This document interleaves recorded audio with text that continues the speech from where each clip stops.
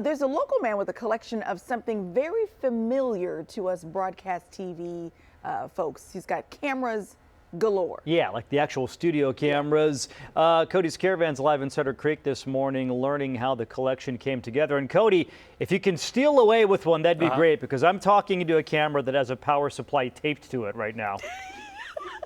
No, for real. I was about to ask you, if you two would do me a favor, will you count how many studio cameras you are staring at right now? We have 6 in here, right? Yes, correct. Yeah. There's 6 studio cameras in there. I think we got them beat, Kevin. They got 6. How many you got?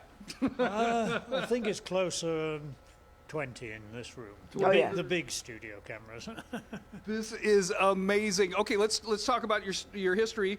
You worked for the BBC. You were an engineer. Originally a BBC engineer, and they started me on broadcasting, but I moved to their college, and ultimately I taught television engineering at the college, with an emphasis on TV cameras. And then I was offered a position with Ampex, who were the inventors of video coders from Redwood City. And I'd planned to work out of Reading in England. However, because I spoke Italian somewhat, and the Italian office was doing well, they made me an offer I couldn't refuse. And so I moved to Rome, and I worked for 2 years in Italy, mostly planning TV systems for up-and-coming independent television that had just been found possible in Italy. This is so neat. Okay, the oldest camera that you have in here. Come on over, Sean. It's right back here. This black box thing. Kevin, tell them what that's all about. So this one, these... should I move in there?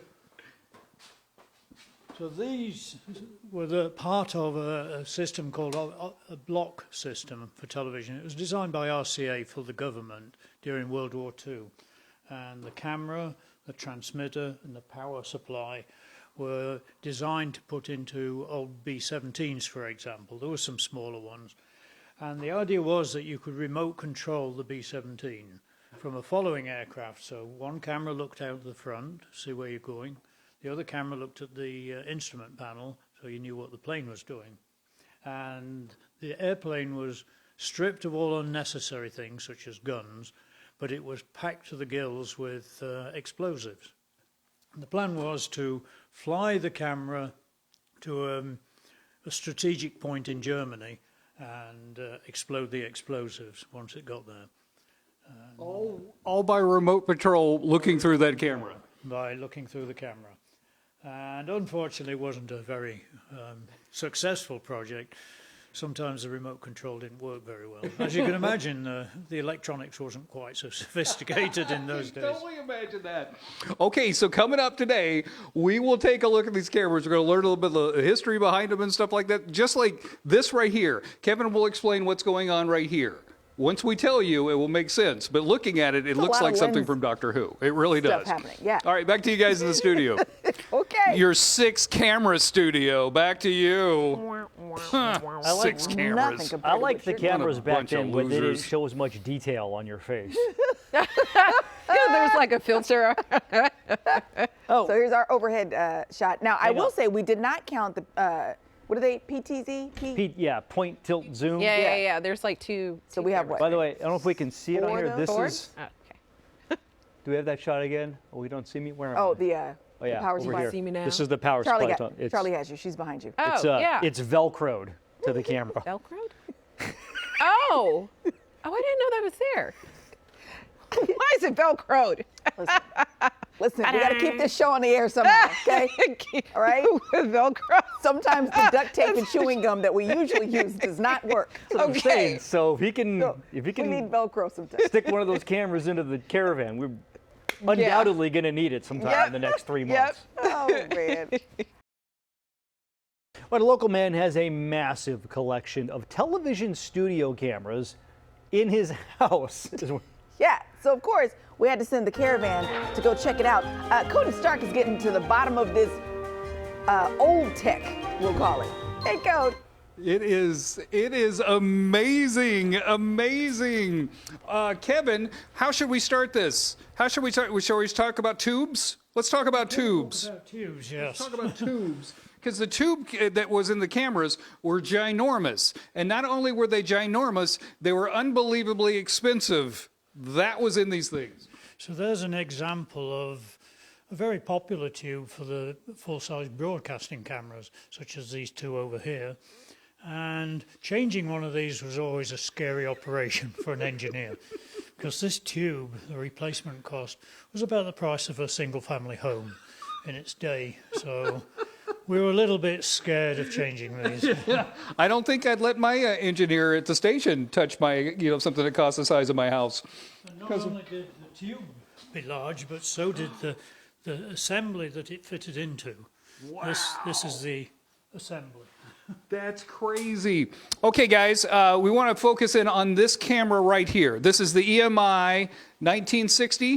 1960? Around about 1960, it was built in the south of England. And this was cutting-edge technology in its day, and obviously quite popular in England. And some of the specs were decided by the BBC to make sure it fitted their operations. It was popular in a lot of English countries, English-based countries such as Canada and so on.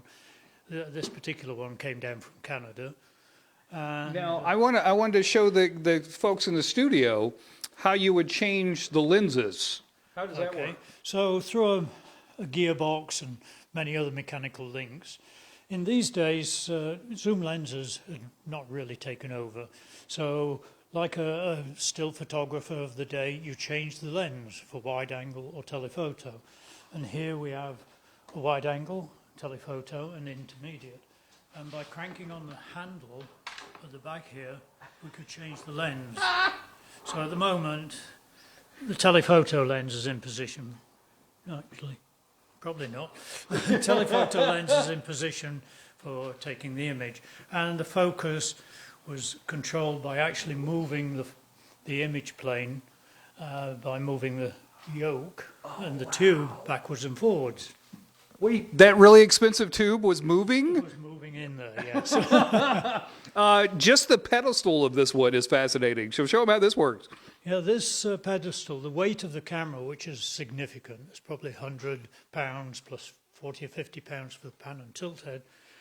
And this pedestal has compressed nitrogen in it. And that allows you fairly easily to change the height of the camera. That is so one finger. Amazing engineering, amazing engineering. Okay, coming up, we'll take a look at some more of his cameras, but next segment, see this switcher back here in the back, right there, you see that? See that? That actually came from somebody famous. We'll explain where it came from coming up. I guarantee you know this person. Okay. The switcher is what the directors use to change the shots, Yeah. just for the folks at home. Definitely grab that if you can, Cody, because we're definitely going to need it. Ours is hitting tilt limit. Hey, hey John, do you need anything from KCRA? We found a light from KCRA. We can just take that too. You mean to tell me that light shone on Gulston Dart? That was good. Wow. Oh, man. Thanks, Cody. This is so neat. That's good Or stuff. KCSM is. Thanks, Code. Thanks, Cody.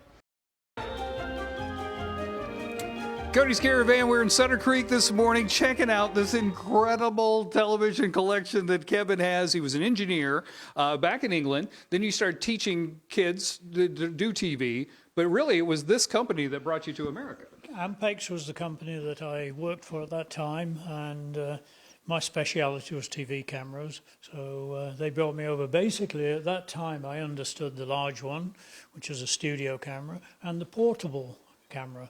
And this was a milestone in technology, as it had computers, aligning and setting it up on a daily basis. Good old Z80 for anybody who's the old Z80, yeah. So these are the two cameras which were current in the early 80s. So the kids today in broadcasting, Kevin, they don't know how good they got it. because this equipment was so heavy. It was so heavy. Like this camera probably weighs, what, 45 pounds? Probably does. It's painful to carry. It has some rubber there to lessen the impact. But it was a heavy camera. And it came in several versions. There was one with a recorder on the back, or one with a cable to connect it to a studio type of setup. So there were several versions with different size viewfinders on it. Oh, real quick, I wanted to show them that this box right here. So this box would hook up to a camera like this one, that big white box, and it weighs more than my car. And somebody would have to carry that around to record on. Yeah, the cameraman himself, who carried the camera on his shoulder, and the big box, the other box over there, was on a backpack. See, Sean, you've got it good, man. You've got it good. Okay, Kevin, come on over here, because we've been teasing this piece of equipment right here. Now, this is a video switcher. We have, back at our station, we used to have this. Now we have a computer, and they just press buttons. Right. But the switcher is how you would switch the different things that people would see at home. Yes, this was a top-of-the-line switcher in its day, in the early 80s. And I'll move over this side. So there were 3 MEs, they call them, mix effects units, and you could pre-select the channels that you were mixing between and change from one to the other. It also had a rudimentary set of patterns to do the wipes from one image to another. Oh, that's amazing. Okay, guys, back in the studio. Have you guessed the famous person that this was used to do her show? Have you guessed? Have you guessed? No. What did he say? Her show. I want to say Oprah. Yes. Not Oprah. Oh. Not Oprah. Kevin, what show Mary was Tyler Moore. this used on? This was belonged to Tammy Faye Baker's TV studio. Oh my gosh. And That's eventually hilarious. that studio went into liquidation, and this was one of the items I was able to purchase. Unfortunately, all the electronics racks, which is about the size of a refrigerator, had long since disappeared. Tammy Faye Baker. He's the switch the show right there. Unbelievable. Why is it important to keep this technology together and working? And what do you think? I think it's part of history. It's like a lot of things of history. If you don't maintain some of it, as in, prehistoric history in museums, this is, let's call it prehistoric technology for people who are in the broadcast business, and it documents some of the history of television engineering. It is unbelievable. Okay, next segment, guys. We will take you into his workshop where he's working on some cameras, show you some more stuff. That's all coming up in the next hour. Thank Tammy you, Faye Baker Code. switcher. Thank you, This Code. is so cool. Okay, we all love a unique collection, but this one in particular has got a little something that's very familiar to us in the TV business. Yeah, we're looking at them right now. It's a massive collection of studio cameras. Cody took the Caravan to Sutter Creek this morning to check it out. Cody's Caravan. We're in Sutter Creek this morning, checking out Kevin's incredible collection of cameras. Like, seriously, this has blown my mind, but this is where you actually work on them. This is where I work on them, yes. So plenty of space so I can get around and safely stay away from the high voltages. And everything is pretty heavy, as you can imagine. So over here, from the green camera we just saw, this is the power supply for it and the electronics processing unit. We call this a camera control unit usually, CCU. And it's modular, so several of the modules are up there at this time, waiting to be tested. So you really are trying to bring these things and keep them alive. That is the intention, to work on predominantly the vacuum tube technology before we run out of people who know vacuum tubes, and make them at least operational again so that people can work on the cosmetics. On the green parts, this is the picture monitor, the waveform monitor, and the control panel. And people can work on the cosmetics later on. People have that skill set still. But you want the insides to work. But I'm trying to get the insides working, all the vacuum technology. And that's what most of this equipment here you see. Now, this black box right here, this doesn't look like a camera, but this really is a camera. This really is a camera. So in the late 40s, 50s, this would represent what a TV station would have. So this was a camera to collect a projector, in this case a 35mm projector, and it has no lens. The projector projects directly onto the faceplate of the imaging tube. Wow.